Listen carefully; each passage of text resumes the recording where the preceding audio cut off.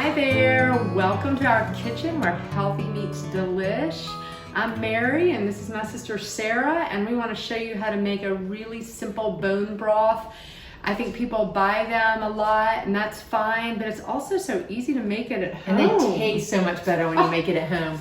So do. it's super easy. In general, there's sort of the ratio of about 2 pounds of chicken bones to about 8 cups of water. We trend more bones. Yeah, we more do. like We're 3 or always 4 seeking more flavor. 3 pounds and of I have bones. this vision that if you're pulling all the vitamins and minerals out of the bones, why not use more bones? Exactly. Right? So I went to Whole Foods yesterday and I just went and talked to the butcher and I asked them for some chicken bones for stock. And traditionally they'll have a combination of backs and necks and feet. Yesterday they didn't have the necks and the feet, so I got all backs. Backs will render a lot more fat, so you'll need to skim that off at the end. But any combination is just fine. You can also use roasted chicken. Like once you've carved off the meat, the next day, after I roasted chicken, I'll save the bones to make a stock the next day. Definitely. And so when you use roasted bones, it's even more flavor. But today we're just going to use bones out of the refrigerator. So this is about 4 pounds of bones here that I'm going to put in a 7-quart stock pot. And then we're gonna add some celery and some onions and some garlic. I just quartered these onions ahead of time, and you'll notice here that I'm not going to even take the skin off. There's actually antioxidants in the skin of the onions. I'm gonna cut them a little bit smaller here, like each quarter into thirds here, like that. You don't need to cut them smaller than that because it's gonna be a long cook process here, and I'm just gonna throw them right into the stock pot. Again, you can use 1 onion, 2 onions, 1 garlic clove, 2 garlic cloves. We have a basic recipe that we'll post underneath this video if you want to have exact measurements. But the idea is to just clean out your refrigerator, use what you have. Mary I have an has extra leek in my some leeks. fridge here. completely optional, just clean in the fridge. And then we're here. gonna put some celery in here. I rinsed the celery You have ahead to of cut it too time. small.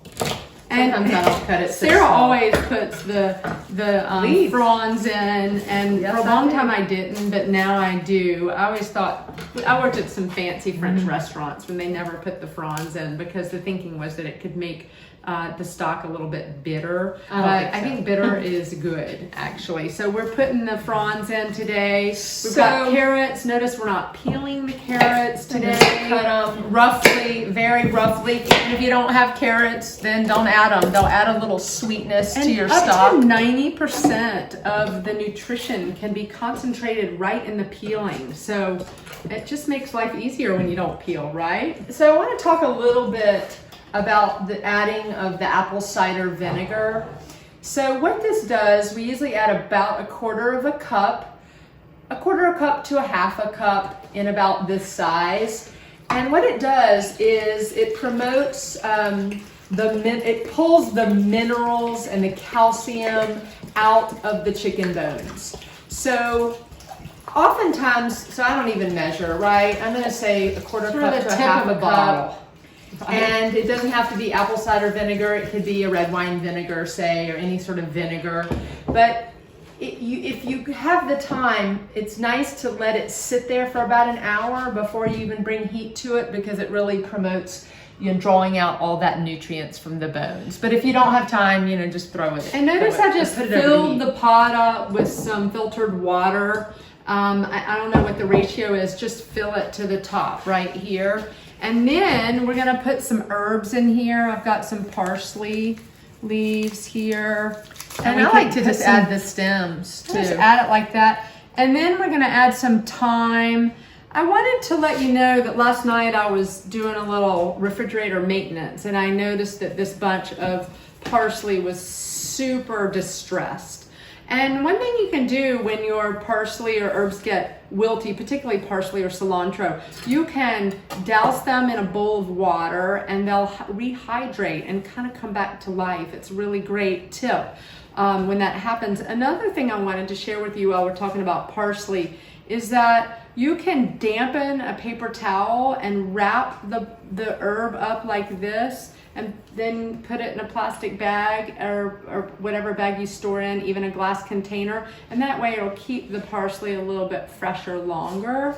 So let's talk a little bit, Mary. And one thing I wanted to say too is sometimes I'll use just the head, the top leaves of the parsley, and then for something else, right? For something else, right? But since you saved I this. save this. So this is a great opportunity to put your stems in if you have room. You know, we'll just go ahead and put some in, but I'm strategic about saving my stems from cilantro, from parsley, also from thyme. Oftentimes when you get a bunch of thyme, you might chop the frillier tips off, right? Because they're not as woodsy. And then when you get to the bottom near the root end, it gets very woodsy here. So sometimes I'll just chop the thyme all the way to about here, and For I'll something have else. for something else, Yeah. and then I'll have a bunch of stems, and it's a great opportunity to put your stems in the stock pot, and that way you're not wasting. There's a lot of the amazing produce. health benefits in these herbs too. I was talking to a gal at Whole Foods yesterday,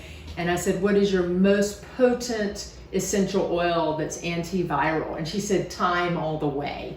So Totally. again, there's a lot of health benefits there. So there's a little bit of a question as to whether you season the broth on the front side or the back side, and I think that's completely optional. Mary and I like to add healthy pinch of Himalayan sea salt on the front side, and then a little bit of pepper. So either way works just fine. We think it's a little bit more flavorful Right to here. do actually both. And a little bit then on the we'll front side and the we'll back put side. this on the stove, and we'll bring it up to high heat and bring it up to a nice rapid boil, right? And then we'll reduce the heat to a simmer, and we make sure to put a lid on, and that helps reduce the condensation, the evaporation that happens. And sometimes I notice I'll peek in there and I'll notice that the water's gone down a little bit, and it's okay. But sometimes if I know I'm gonna leave the house and cook it for another 3 or 4 hours, I don't hesitate to add another dose of water, right? Can you do that? You can do that. Now here's the thing. You can simmer the stock for 12 hours and up to 24. So I think for me, I don't feel totally comfortable cooking things overnight. It's just something that doesn't make me feel safe. Mary blasts hers all night I do long. not blast it all night long. I have this feature on my oven. I don't know if you do it at your home, but it's an extra low blast all night. Are you kidding me? So here's what I do. There's this extra low feature, and what happens is the oven looks like it turns off, or the gas flame turns off, and then it pops back on for a minute, and then it goes back down. So it's just a way to keep it nice and hot over the night. And I So use that sometimes if feature. I do this at 4 p.m, say, and then I want to go to bed at 9 or 10, I'll cook it for that amount of time, and I'll just turn it off and finish it the next morning. It's totally fine to do And that. I know some safe. people use crock pots Yeah. and pressure cookers. That's fine. We're a little bit neurotic about the material that the broth is coming in contact with, so we use a surgical grade of stainless steel With titanium. and that's why we don't use those mediums, but it's totally cool if you like to. So do you have anything else to say? We could go on and on. You can obviously make this a veggie broth, so do the same with just a medley of veggies without the bones. You could do this with beef bones as well, versus, this is the chicken. But I just somehow feel happier when there's bone broth in my house, And right? I love for the house to smell I like know. the broth is cooking on the So stove. there's so many applications, right? You can use this if you're cooking grains as the base instead of just water. It makes it for such a more flavorful grain.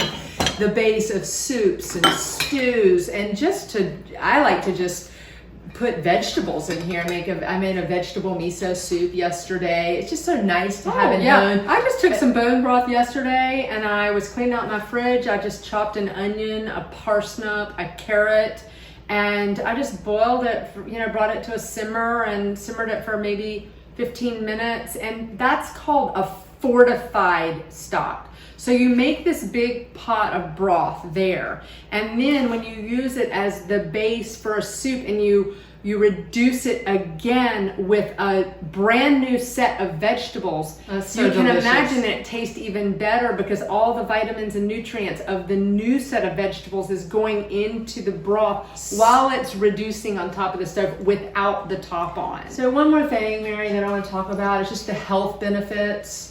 The health benefits of broth are just incredible. It helps to heal and seal the gut. It helps to, it's anti-inflammatory. Yeah, and I think now with this virus going around, the name of the game is to boost your immune system. And all there's the way. nothing better than getting some broth into your system to help with that.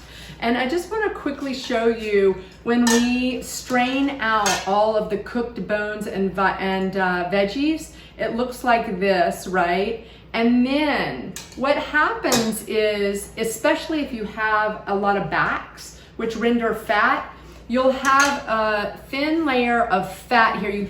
I don't know if the camera can pick this up, but if you have time, you put this glass container in the refrigerator and the fat will solidify so that you can just scrape it easily off with a spoon. Remember, there's great flavor in the fat too, so you don't have That's to. right, but take I it all like to off. be Yeah. low on the fat. Also, if you don't have time to put it in the refrigerator and you just want to use it, say right now, I'm thirsty, I want to drink some of this as a little tea here in a minute. You can take a ladle and just go around the edges here And capture like the this, oil. and you can capture the oil there. See this oil here, and then remove it that way. Okay? So we hope that we've inspired you to make bone broth or veggie broth a part of your life. It's so easy. And I'm just gonna have a cup right now. I What do you know, think? right? We'll put a little turmeric powder in there. Exactly, and we'll put veggies. a little bit of black pepper in there to activate the turmeric to just ratchet it up a notch in terms of health. So for more recipes, visit our website, maryandsarah.com. And as always, we are making healthy delish. Yeah, and we're doing some more YouTube videos, so keep a lookout for them.